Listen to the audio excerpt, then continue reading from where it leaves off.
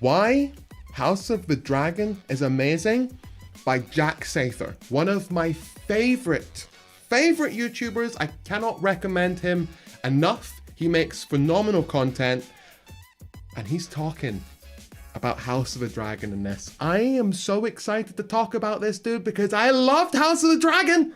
Let's give it a watch. Filming, can we just all pretend that this looks somewhat good? Hello.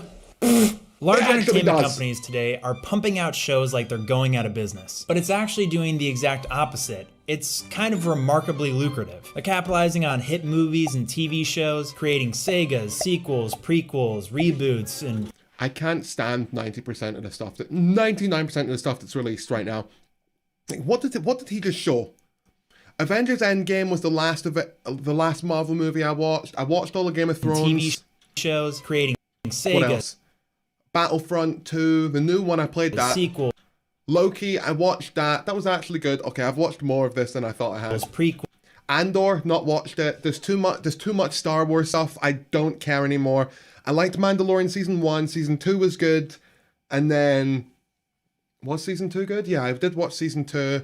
And then, what came out after that? There's Andor, and I think there's Boba Fett as well.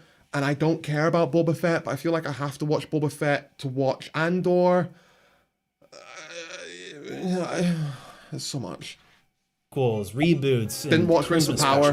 The IP I was most afraid of spin-offs for was Game of Thrones. Game of Thrones is literally my favorite show ever made. It's the type of show that I try not to watch a lot, so that in like 6 years I kind of forget what happened and I can watch it again. I do the exact same thing, dude.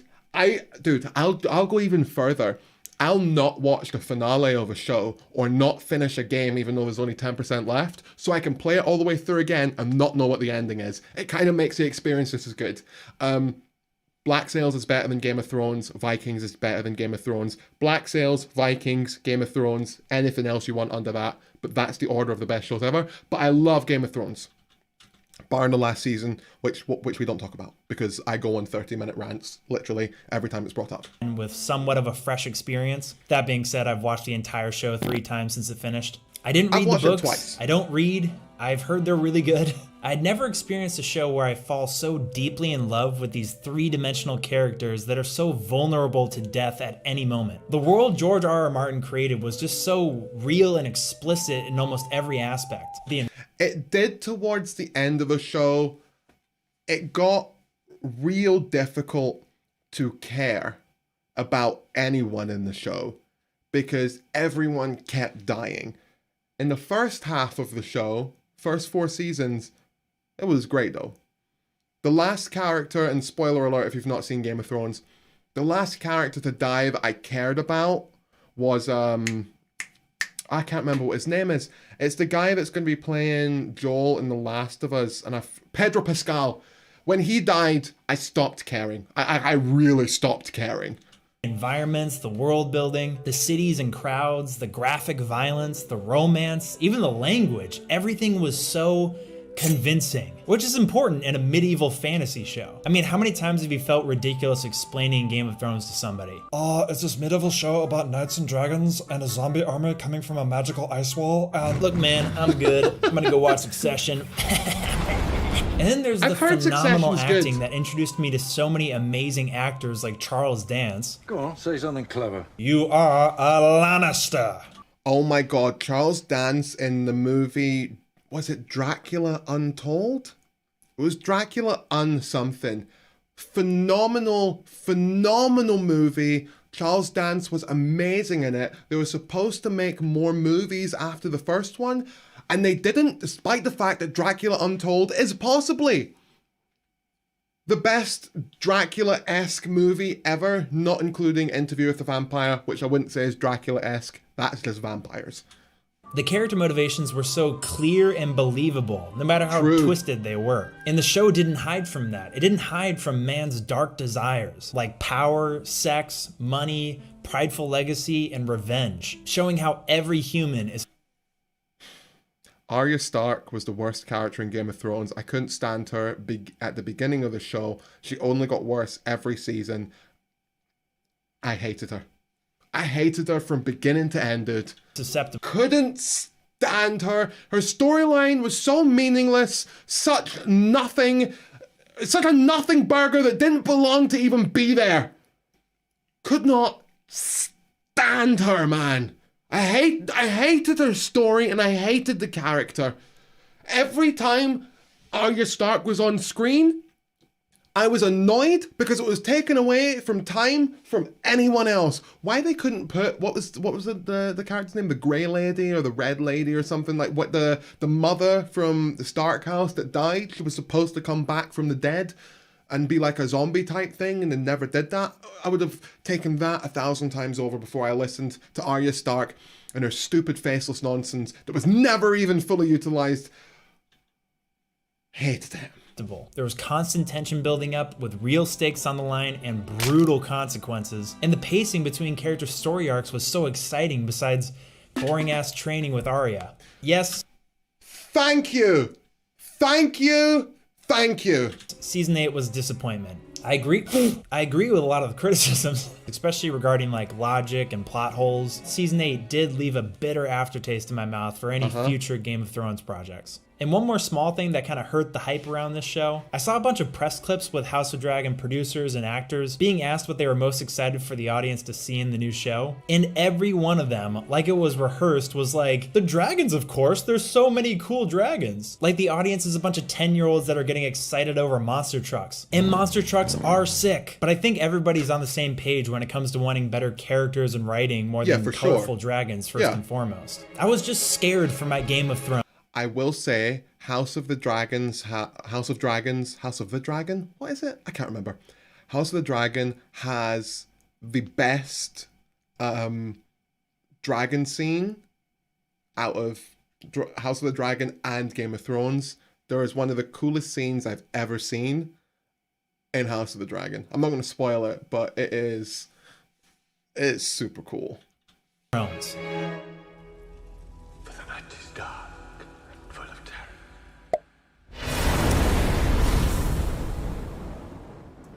I fucking love this show. It felt amazing. Like Game of Thrones again. It's not perfect, dude, it was and better. We'll get into that. Of course, there's going to be an onslaught of comparisons between Game of Thrones and HOD, but let me take you on an adventure through the episodes and explain what I mean.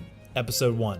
I immediately noticed the good writing, even in the language. When I heard the first good morrow, I was like, hell if yeah. The acting overall is just great, and it was the first thing that I checked. That's not true. The acting overall is a 10 out of 10, barring two actresses in this. Checked off the box as far as the show being convincing. I will say the white... I have to tell this story again. I have never really liked what's-his-face. I can never remember his name. I've never really liked him because I always... like, nothing that he did. Not his fault at all. I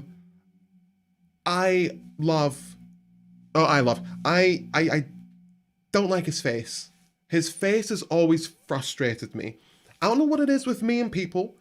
Certain people, I'll see their face and I immediately dislike them. I cannot control it. I can't control it. I just, everyone gets this. You'll see someone, you'll see their face, and you go, I know that I shouldn't trust you, or I know that I'm not going to like you, or I know we're not going to get along, or I just don't like you. Completely uncontrollable. It's not his fault. He's done nothing wrong. He's a phenomenal actor. When I saw, there's a twist here. When I saw him in House of the Dragon, I'd seen no trailers, seen no press tour, seen nothing. I knew nothing about, literally nothing about it. Went in completely blind. When I saw him walk in episode 1, I was so angry that I paused the show, stood up and left the room. Because I was just so angry that he'd been cast in this.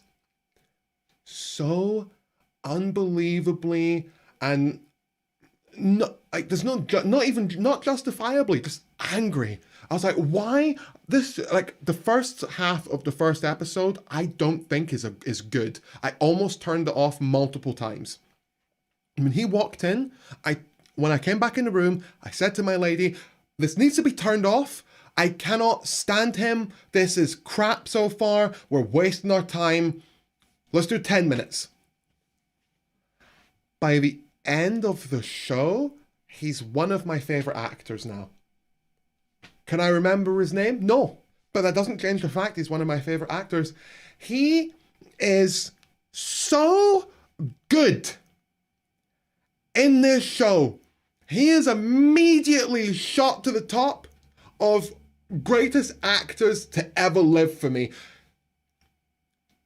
There are so many scenes where he doesn't even speak.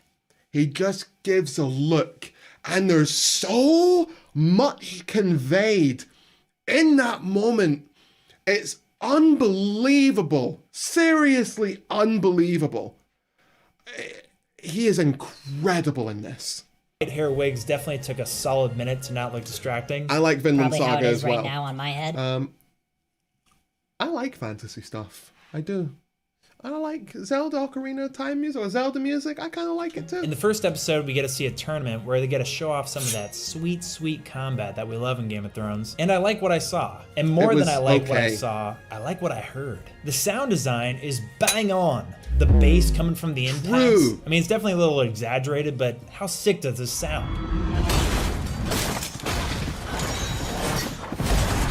I like all the little small details you can spot too that kind of show how treacherous the world of Game of Thrones is. Like council members betting on the defeat of another council member's son. By the way, I had to rewatch the show to write this video, and I totally forgot Daemon kicks the shit out of Otto Hightower's eldest son. That's him. We're introduced to Daemon as the commander of the City Watch, and he hangs out with Rhaenyra, gives her a necklace. Nothing weird there. We then have our first of many long and intensely graphic pregnancy scenes. Dude, this was something that you will struggle with. And this is somewhat of a spoiler. If you haven't seen the show before watching this video, his video, or watching me talk about it, you should. Because there's going to be some like minor spoilers, at least from me. There are so many births in this show that it's uncomfortable, like genuinely uncomfortable. There are so many. They're so intense. They're so over the top. Maybe not over the top. They're so realistic. There's so much screaming. There's so much blood. There's so many. Like, off the top of my head, you know, minor spoiler alert, I think there are like 3 or 4 births in this whole... There's only 10 episodes. That is someone giving birth almost every episode, every other episode. That's far too many births. Way too many. Like... No, don't get me wrong. This is not a reason to not watch this show. It's just way... Like, you know what it feels like? Dude, this is... I need to temper myself here. Do you know what it feels like? I'm gonna tell you 2 facts. They're just facts. 1. Quentin Tarantino is very much into feet. Every movie has a close-up of feet that he makes. This is true. This is well known. If you did not know that, Google it. It's true. Fact number 2. George R.R. Martin has, to the best of my knowledge, barring House of the Dragon, including House of the Dragon, has 3 shows. Game of Thrones, House of the Dragon, and then there's another one based on a short novella, I think it was. I can't remember what it is. It's a show that takes place in space based on a novella written by George R.R. Martin. These are just facts that I'm telling you. 3 shows that I'm aware of. In Game of Thrones, a brother and a sister get it on. In House of the Dragon, an uncle and niece get it on. In the space sci-fi show, a brother and a sister get it on. Also in House of the Dragon, there are brothers and sisters. There's a brother and sister who get it on. George R.R. Martin has 2 sisters. These are facts. This feels to me, because there are so many births in this show, like it's some kind, like it's to the point that it feels like it's some kind of weird thing. Like it's that frequent and that freaky. Like it's uncomfortable.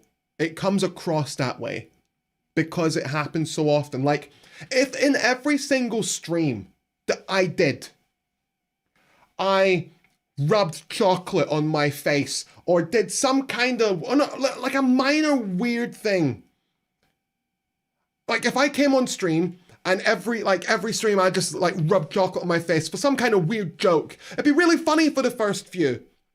But then by stream 20, when I still come onto stream and do the same stupid joke where I rub chocolate on my face as some kind of weird gag, it works in the scenario. I don't know what the joke is off the top of my head. By stream 20, that's weird. Happens so often in this. It's so weird, dude. Hey Patch, how's it going, man? Reservoir Dogs is a foot shot. It does, yeah. They all have, all his movies do. It's weird, it's uncomfortable, it's weird. I get it. The season's about family and showing how powerful. You see this chick here. I don't know what her real name is. She's one of the best actresses I've ever seen. Phenomenal, incredible, amazing.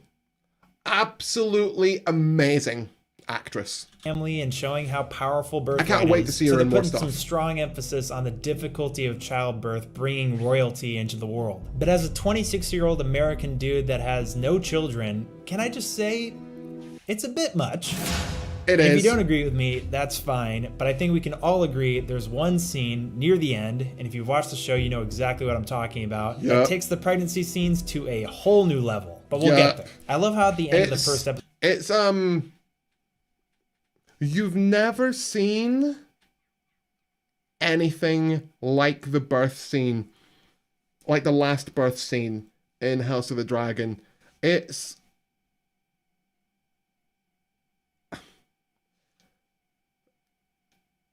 I don't know what the word is for it.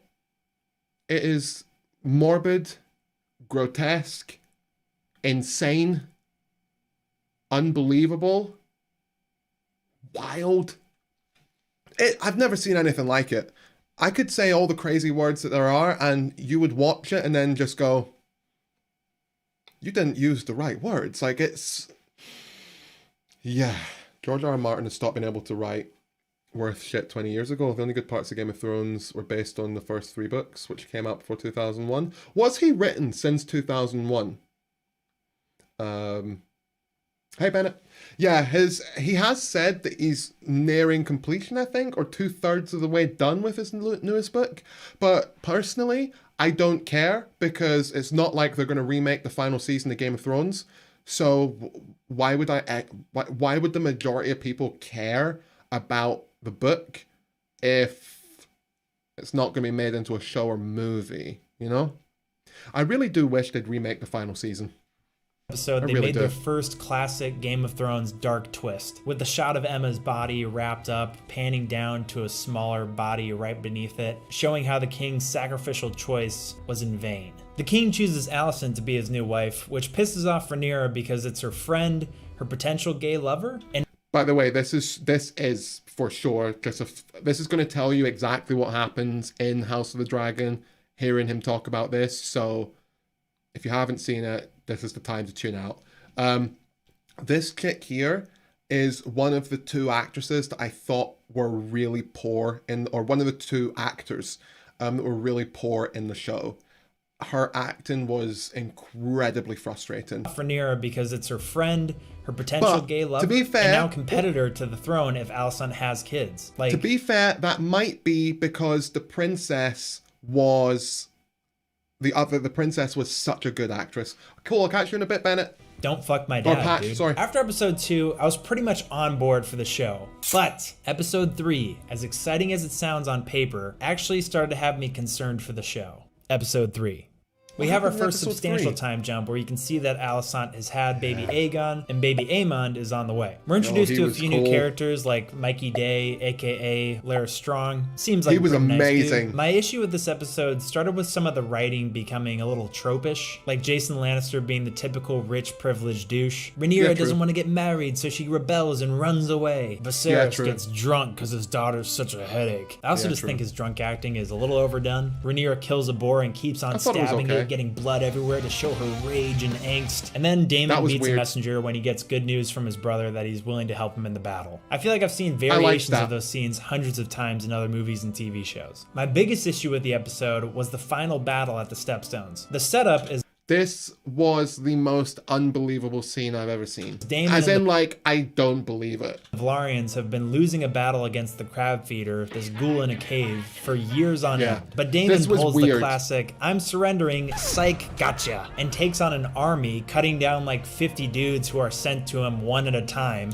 He's not exaggerating. He literally cuts down like 50 dudes while they're sent to him one at a time. It is ridiculous. I struggle. Yeah, episode 3 was weak. Yeah, I agree. And this army he's been losing to with hundreds of archers can't hit one fucking guy. Like, a big theme of this video is Game of Thrones needs to be convincing. Is this scene convincing? Absolutely not. And then even more cheap than that was when he finally gets to the crab feeder, we don't even see the fight scene and he just comes out with half of a corpse.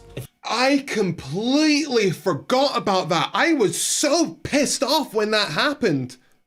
Also, that whole thing went down real quick. Like, as in, like, they'd been fighting for years, but you only get told that they've been fighting for years because of the time jump, which was weird, but it did work.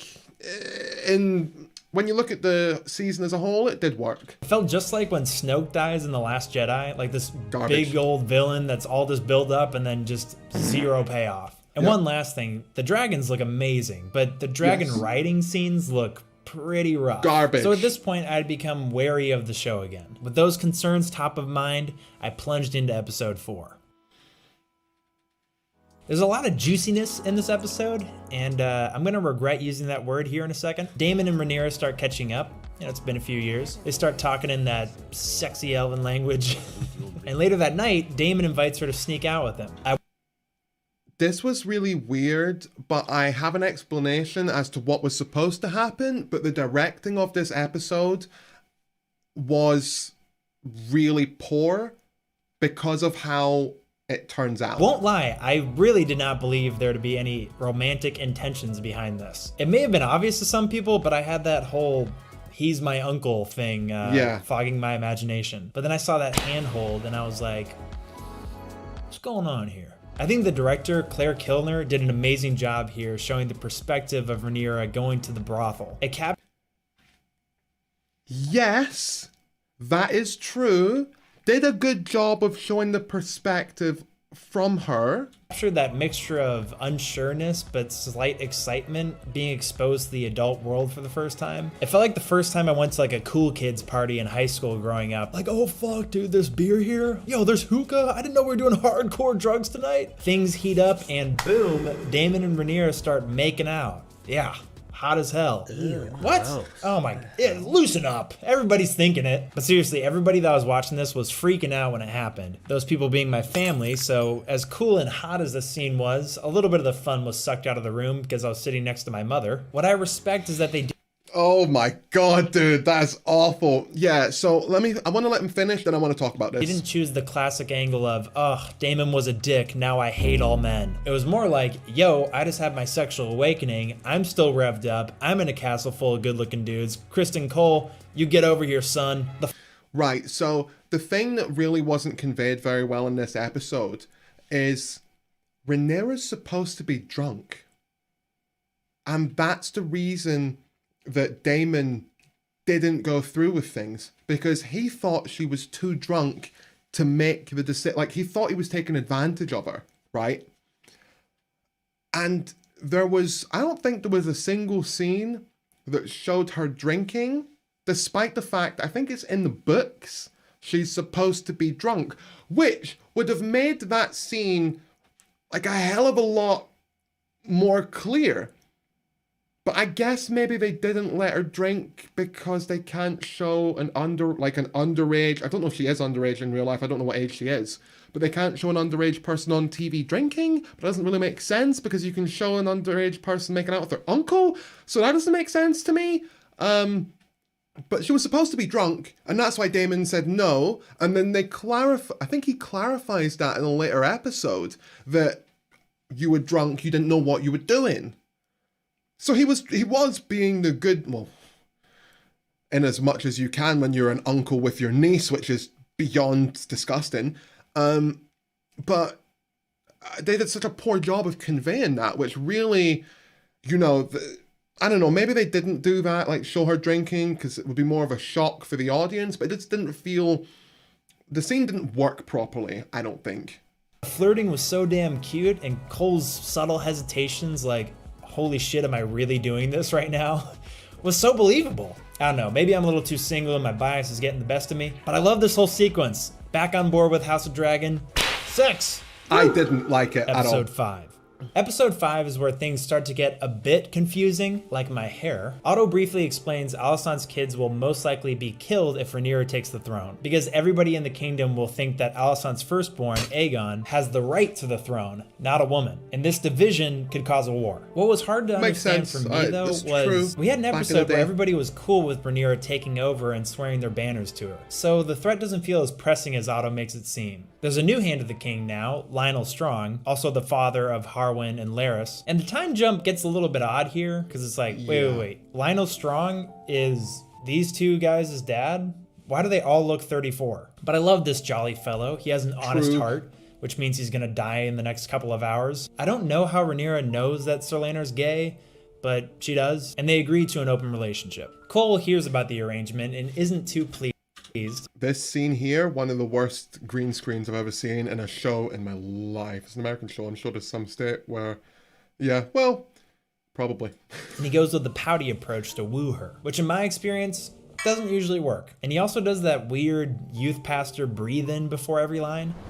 So Laenor is a good and decent man. He gets rejected. He's so annoying. He tells on himself to Alicent, and Alicent now views Rhaenyra not as just a liar, but as some would call a horror. Episode 6. The most jarring time jump happens here, 10 years ahead where most... Yo, this episode, like, the jump was so crazy, and I had no idea what was going on for the first 5 minutes of this show. By the way... Time jump happens here, 10 years... I thought, like, when it comes to actors in this show, I said that 2 of them were really poor. This character, when she was younger, the young actress, I thought she was a really poor actress, and that a lot of her scenes, she didn't have the same skill level that the other actress had in that scene, and it was noticeable and frustrating. My lady said the same thing. 10 years ahead. The other one was her. The younger actress that played the princess was a 10 out of 10 actress, absolutely incredible. She's going to be massive if her agent can just get her the right parts. She's so good, so ridiculously good. Every single scene she was in was exciting.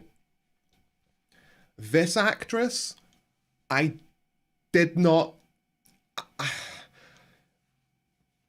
She didn't seem like the character that the younger princess played. A lot of her scenes, I didn't believe her. I didn't believe she was the character. It felt more like she was herself, but now she's a princess. That's what it felt like. Like, it did not feel like she just didn't have the same skill level. And what's even crazier is the flip, because she was incredible. She was another 10 out of 10 actress. So good. And maybe it was a flip-flop, you know. The younger version of her wasn't good in comparison to the princess, who was amazing. The older version of her is amazing, which makes the older princess look poor in terms of acting. I don't know. I think that both of them could be good actresses or great actresses one day, but I didn't think either of them were ready for this caliber of show, especially beside the skill level that some of the actresses and actors had in this, especially the king, who was, my God, was he good. If I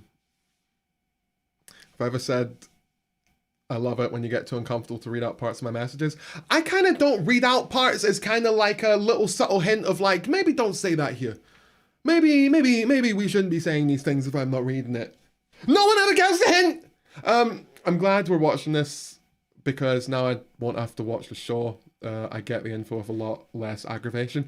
Even if you watch this full recap, I genuinely do think that you should still watch the show. It is better than Game of Thrones. 10 years ahead where most of the main characters are swapped out. To give a quick recap on the families currently, Alicent has 2 blonde boys and an odd blonde girl. Rhaenyra has 2, now 3, brown-haired white boys, so everyone speculates that she's been having children out of wedlock, which she has. And Alicent is pissed because everybody in the kingdom has to pretend like they are his children when it's as obvious as the sky is blue that they aren't. So they don't have a right to the throne. While her son, Aegon... I said this. Oh, let's maybe move off this. Yep, there we go. I said this during like episode 9 or something. Why didn't they just dye the son's hair blonde? Why did they let them keep their natural dark hair? It would have fixed 99% of the problems that they were having. They could have just dyed the son's hair. It wouldn't be that difficult to do. Because both the parents have white hair. Just dye their hair. Surely there was hair dye back then. You could get some ash mixed with the bark of a wood tree or something. I don't know. This is ridiculous to me. We have dropped 2.3% of frames so far, and I'm never booting up stream again with a VPN on. As obvious as the sky is blue that they aren't, so they don't have a right to the throne. While her son, Aegon, is technically the rightful heir to the throne, being Viserys' first male heir. Now, I was partially confused here. Let me take a moment to make my case. On paper, some of these motivations make sense, but what I wasn't convinced of is that Alicent is so desperate to have her son get on the throne. She hasn't struck me as the yearning for power type, you know? You can See, I was convinced that she wanted that because she was terrified that her sons were going to be killed if Rhaenyra took the throne. So that maybe it wasn't conveyed as well as it should have been, because I got that kind of side of things, but Jack Sather didn't. But I did get that. She didn't care about power. She wanted her sons alive. The bark of a wood tree. Yes! As mysterious as it is powerful, the bark of a wood tree mixed with some ash and the bugs from the hillside of the Himalayas. You mix them all together, you get white hair dye. Whoop, done. You make a case that it's Otto's influence making her this way, and I'm aware that Otto and Alicent believe that Rhaenyra will most likely kill her children when she gets on the throne. But like, I just don't see Rhaenyra doing that to her childhood best friend and technically queen grandmother. I don't know. See, that's because they did a really poor job of conveying how far, well, at least in the beginning of this episode, how far apart they had drifted, because Alicent married Rhaenyra's dad, the king. Am I crazy for not feeling this like primal fear that Alicent seems to be having at this point in the show? And then this next part really confused. Again, because of a time jump, you don't get to see the, whatever it was, 10 years between then and the previous episode of her building up this panic in her head. That's 10 years of accumulated panic that Rhaenyra's going to kill her son, you know? That's a long time to panic about something. It makes you paranoid. Gives the shit out of me. Larys Strong has dinner with Alicent, and she barely utters the words, "I wish my dad were the Hand again." So Larys hires criminals, which, by the way, one of them totally looks like Otto Hightower. Was anybody else like confused for a minute, thinking that that was Otto Hightower? And the bad bees go to Harrenhal, which is where his brother and father are, and they burn the place to the ground and kill his whole family. What? Yeah. They just activated Larys's villain aspect out of nowhere. He just... The willingness of him to kill his own brother and his father out of nowhere because the queen barely whispered that she wanted something was weird, out of place. The motive was lacking, and I didn't realize for another episode that that was his brother and dad, because it didn't make sense that he would do that to his brother and father. So my brain, because of the time jumps, my brain didn't properly make the connection until I think it was like 2 episodes later when I turned to my lady and I paused it and I went, hold on a second, was that his brother and his dad that he killed? Because it didn't make sense. Kills his kind father and brother who we've seen him get along with. See? You see? Well, you don't see it? They're talking shit together. I just wish there was a little bit more oomph behind why he did that. Like, maybe emphasizing his family's condescending view on him. I feel you will reward me when the time is right. Or she could have you hung because you're clearly a lunatic with morals as crooked as your fucking bent leg. Episode 7. Everybody starts together for Daemon's wife's funeral. Aegon is betrothed to his sister. Sick. Luke seems to be the next Jon Snow when it comes that's the brother and sister wife's thing. Funeral. Aegon is betrothed. Of course, there's another brother and sister being married in this. You know what? I would have believed if someone was defending George R.R. Martin and they said, you know what? Back in the day, back in the olden times, the kings and queens did marry their daughters and sons together to keep the family bloodline pure and royal. I would believe you. I would go, yeah, okay, so I guess that, like, historically, despite the fact that it's a fantasy setting, George R.R. Martin is pulling aspects of the real world. I mean, Game of Thrones had, like, the War of the Roses. It was inspired by that, so it makes sense. But then there's a sci-fi show that he made where a brother and sister have sex in that as well. So there is no, there is no justification for it to me anymore. He just like it's weird. He has 2 sisters, dude. He has 2, dude. You know what? I was going to make a comparison, but there's no need for me to make any comparisons because it's like, as in, I don't have the words, dude. I'm trying to think, like. It's just so weird that you would have 2 sisters and then also write incest into all of your books and shows and whatever. You know what? Does Elden Ring have it? I bet Elden Ring has it because he had a hand in writing that. I bet somewhere in there's a brother and sister and this is the deformed son of them who's now a boss. I bet you. I bet. Betrothed to his sister. Sick. Luke seems to be the next Jon Snow when it comes to inheriting. European aristocracy are famously inbred. So I hear. Star Wars happens a long time ago in a galaxy far, far away, and a brother and sister kissing that. Yeah, that one was weird. Do you think that George R.R. Martin is the way he is because of George Lucas? Driftmark. I don't want to. And then Rhaenyra and Daemon end up hooking up. Hot as hell. Still? Come on. It was Episode not. 8. It was this not. is the final time jump. And 6 years have passed where all the kids are much older, and I think they have their final act. This guy is one of the coolest villains ever. He looks so basic for a villain. Like, you see his face and you go, oh, this is the villain. This is the villain.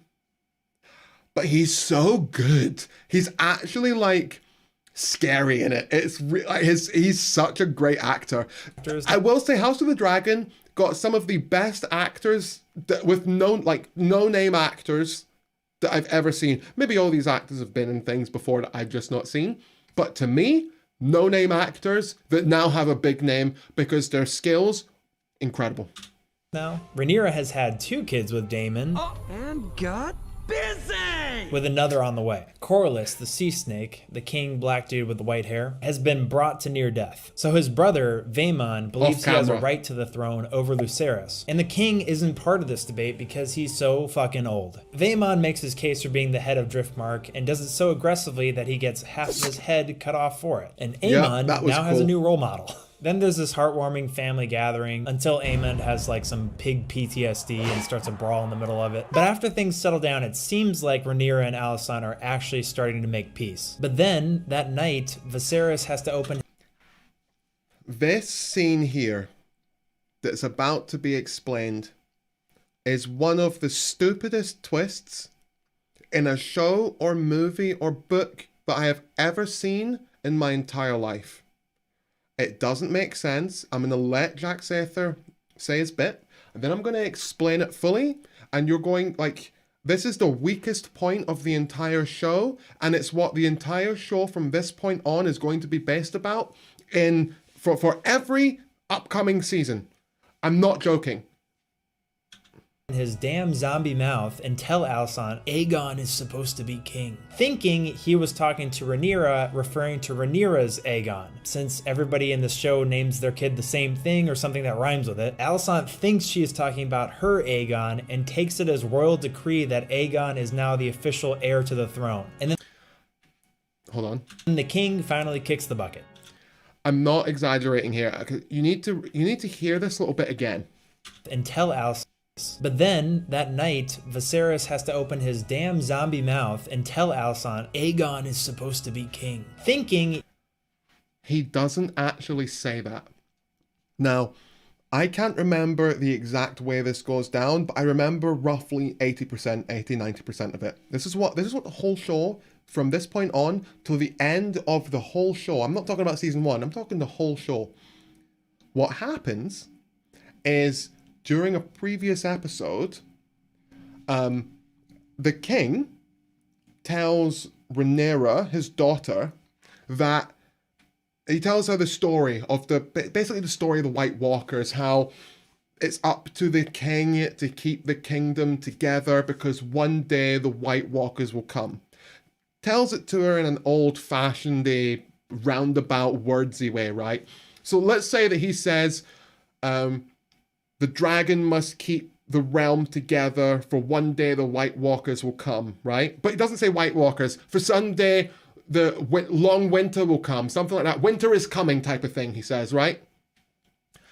He repeats that sentence to his wife, Alicent, before he dies. Now, the thing that's significant about this is that the only people that are allowed to hear the tale of the White Walkers and the long winter that is coming are people that are taking over the throne.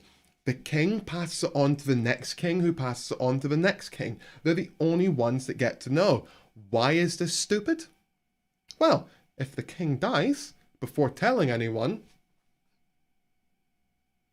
no one's gonna know the White Winter's coming. Now, what's really stupid about this is that in the beginning of the show, I can't fully remember. I think I do, but the king unexpectedly dies.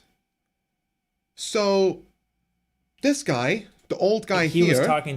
Then he's the one that's made king. So how was he told the story if the previous king died early? So that doesn't make sense. That's never explained unless I'm misremembering it, right? So that's never explained. He says this little tale to Alicent. Now, why does he tell her this story? Well, because his daughter was in the room the previous night talking to him. He gets his time mixed up. My impression of it was that he got confused when laying there dying and repeated the White Walker, the north is blah, blah, blah, the winter is coming, right? He repeated that story to her, thinking he was still talking to his daughter from the previous night, not talking to his wife tonight. Then he dies. So it's not that she heard him say Aegon should be king, because he doesn't say that.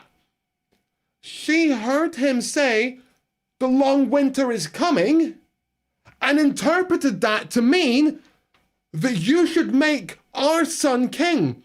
That's what the whole show is based on. A misunderstanding in communication. It's so stupid. And you know what? I'm just gonna quickly, very briefly, let's see if we can find it. House of the dragon, King Viserys' death. Let's see if we can quickly find it. Yeah. Oh my god, I can find the exact scene. Hopefully we don't get in trouble for this. Believe what to be true, my king. Oh, don't you remember? He says, don't you remember? Why? Because he spoke to his daughter about this. Not the previous night, but at some point.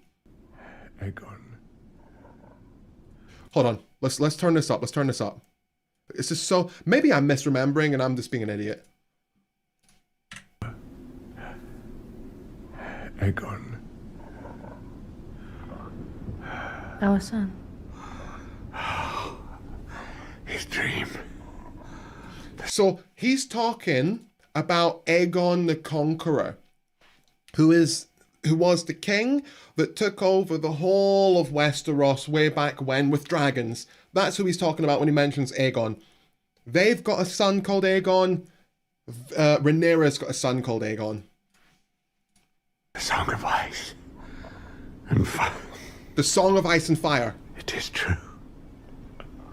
What he saw in the north. He's talking about how Aegon the Conqueror, the person who took over Westeros, had a vision. Don't even get me started on the fact that the whole the winter is coming type of thing is based on the fact that someone had a dream.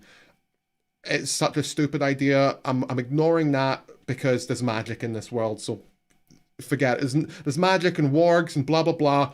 Let's say that a normal person who was invulnerable to fire, at least I think so, because Daenerys Targaryen walked through fire like it was nothing, or like hatched eggs while sitting in fire for like 24 hours. He had a dream, a Song of Ice and Fire, and has passed on that story, and it's to be true. The prince that was promised. Prince that is promised is the prince that we see in Game of Thrones, the zombie one. I don't understand this house. The prince. Prince Aegon. To unite the realm against the cold and the dark. It is you. You are the one. Clearly thinks he's talking to his daughter. You must do it. And that's what the whole show is based on from that point on. Alicent misunderstands Viserys, and that's what the whole show, and again, not this rest of the season, every single season of House of Dragon that will come out will be based on this, that she misunderstood. Thousands, hundreds of thousands, millions will die. Dragons will die. The House of the Dragon bloodline will almost end because she misunderstood him. Mentioned this Aegon the Conqueror. Never said prince. She said prince. It's such a stupid point to base your whole show on. It's lazy writing. Lazy writing. And I hate it. That night, I told you I'd get heated. Viserys has to open his damn zombie mouth and tell Alicent Aegon is supposed to be king, thinking he was talking to Rhaenyra, referring to Rhaenyra's Aegon, since everybody...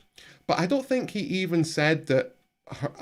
From my understanding of what he just said was the king that's supposed to, or the person that's supposed to stand against the North is you. I didn't understand it to be her Aegon. In the show names their kid the same thing or something that rhymes with it. Alicent thinks she is talking about her Aegon and takes it as royal decree that Aegon is now the official heir to the throne. And then the king finally kicks the bucket.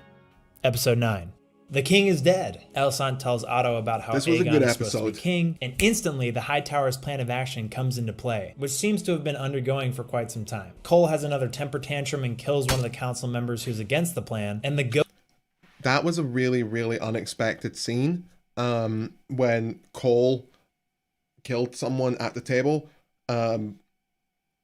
His character takes a right turn after he sleeps with Rhaenyra and is like pushed to the side.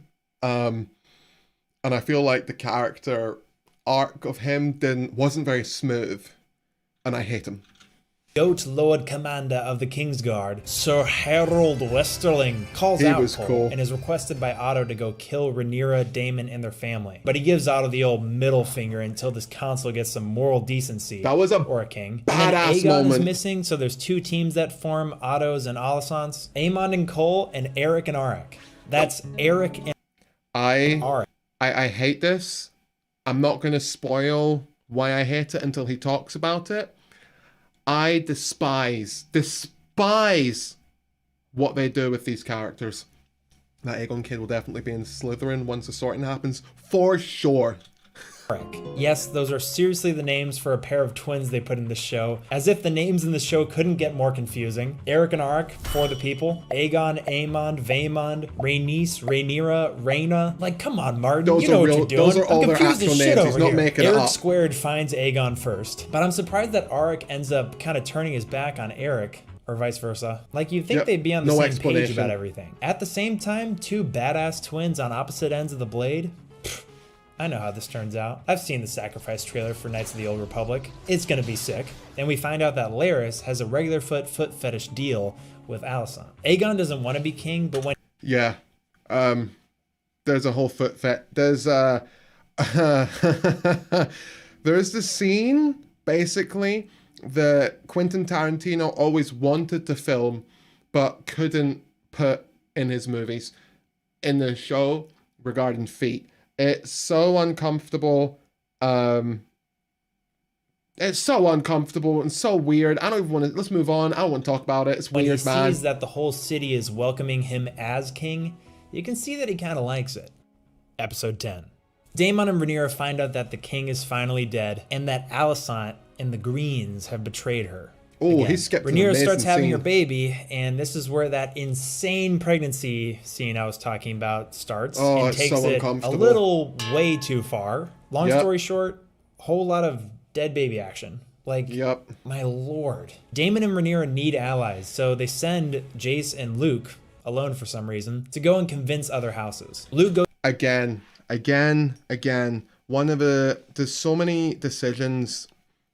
Listen, I do think that House of the Dragon is better than Game of Thrones, or at the very least, I enjoyed House of the Dragon more than I enjoyed Game of Thrones.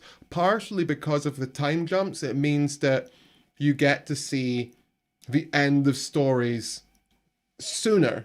You're not waiting seasons and seasons and seasons for any little thing to happen, which I really liked. I really did. I hope they maintain the time skipping aspect of it. I would love, I would really love, and what I hope will happen, but I don't think will happen, is that House of the Dragon goes all the way from 160 years ago, which is when this starts, all the way to Daenerys on the throne.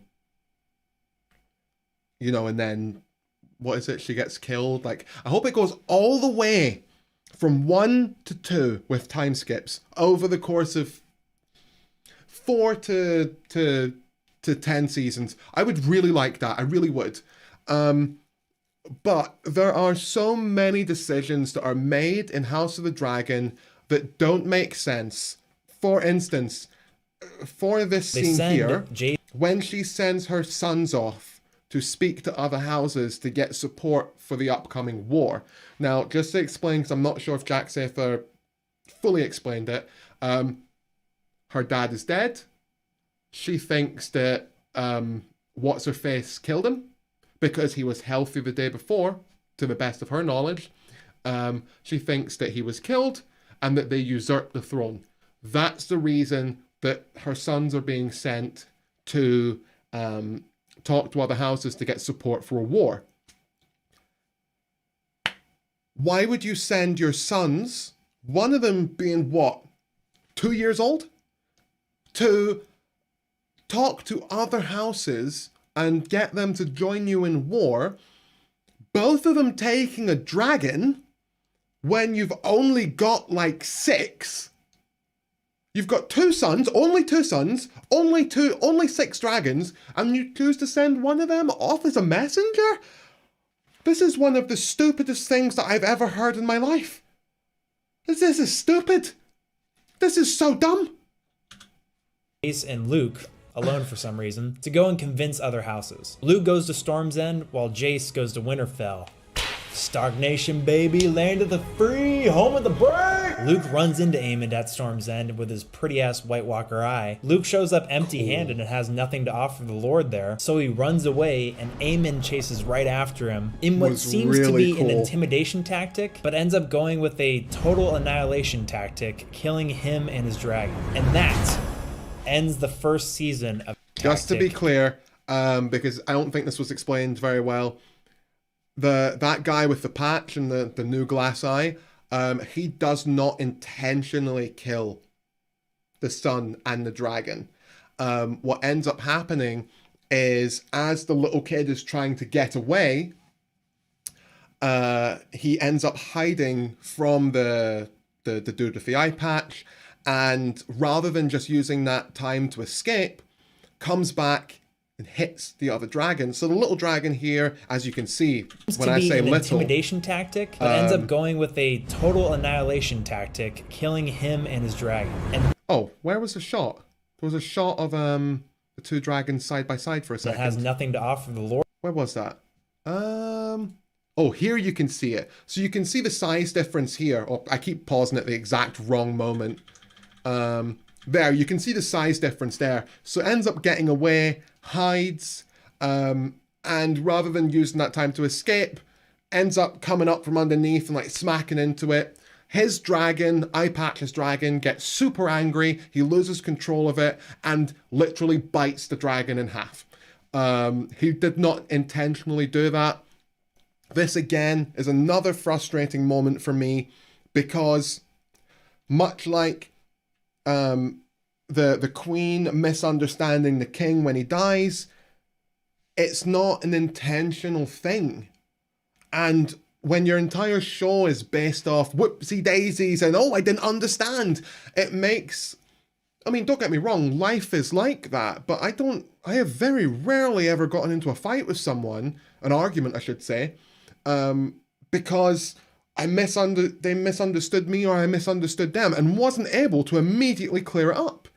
Like, this show seems to think that once you make a whoopsie doopsie oopsie daisy, that's it. The oopsie daisy is now forever. There's no fixing it. It's ridiculous. In what seems to killing him and his dragon. And that ends the first season of House of Dragon.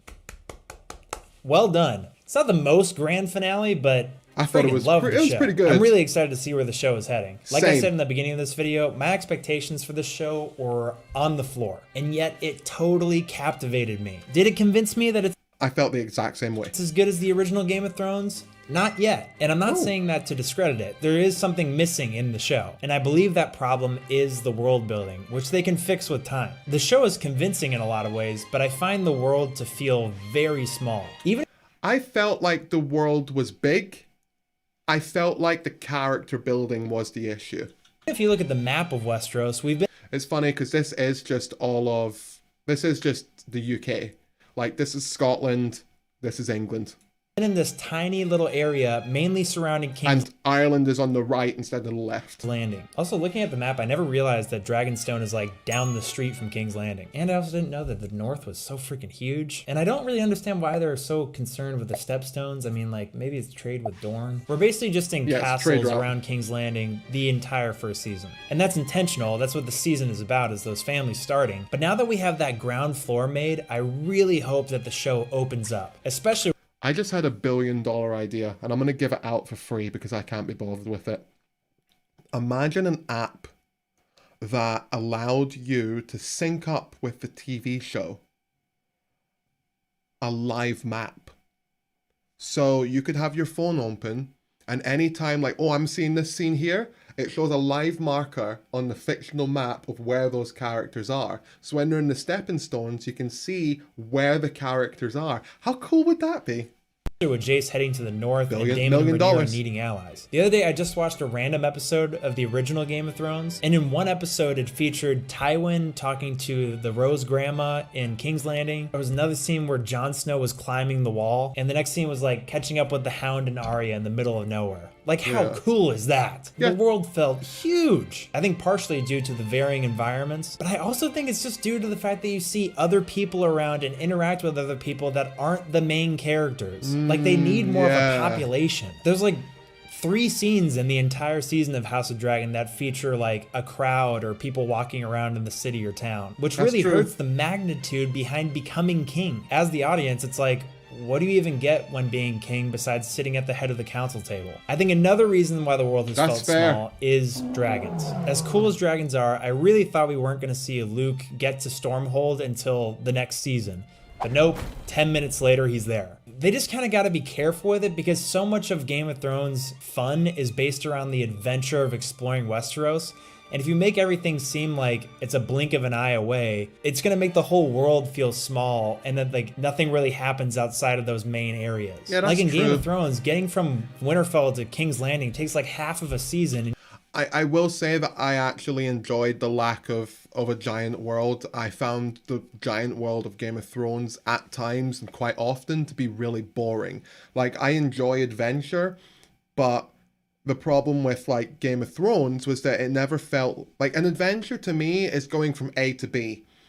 But Game of Thrones felt like you were going from A to B to A to C to B to all the way to F, and then you had to go back to A because you forgot to talk to this person at A, and now it's time to go to C again. Like, that's what Game of Thrones felt like to me. Whereas if I was to use a comparison of like The Witcher, which the first season of The Witcher, which is the only one I've seen, isn't the best example, but maybe the game is a better example. It always felt like the adventure was going from A to B, and now you've reached your destination, and now you're going to be going from B to C. Like, that is more of an adventure to me. The Lord of the Rings is a phenomenal example of that. You start in the Shire, you end at Mordor. The adventure is going from A to B. You can stretch that out over 3 movies, and that's absolutely fine. Also, The Hobbit does this as well. You're going all the way from the Shire to the dragon place, wherever that was. I don't remember. Smaug's lair. Smaug? So that was really cool. Game of Thrones was a little all over the place and made worse by the fact that you are going from character to character to character. I much more enjoyed this season. I don't want to watch 7 hours of you traveling, really. And you get to see all this like bandits and wildlife and like how people used to travel back in. It was great world building, not phenomenal adventure. I would have said. Let's see. To be fair, when you can fly on a dragon, medieval distances are a blink of an eye away. Yeah, that is true. That is true. That's true. Medieval days, it's super immersive. In the original, you got to live in and experience the world of Game of Thrones, not just the royalty. And with that, I wish the best of luck to the cast and crew on season 2, and thanks for watching. I am excited. If you haven't checked him out before, Jack Sather on YouTube, he is, as you've just seen, a phenomenal content creator. I highly recommend you go and check out his Red Dead Redemption 2 video. I thought that was really good. His EA or Ubisoft one, I can't fully remember what it was. Ubisoft, that was it. Is really good as well. He's also got like a scathing review of Obi-Wan Kenobi. He says it's the worst show he's seen in 5 years. I've not seen Kenobi. That was the other one. I've not seen Kenobi yet, so I haven't watched his video because it's not spoiler free. Phenomenal video. Go check him out. I hope you enjoyed.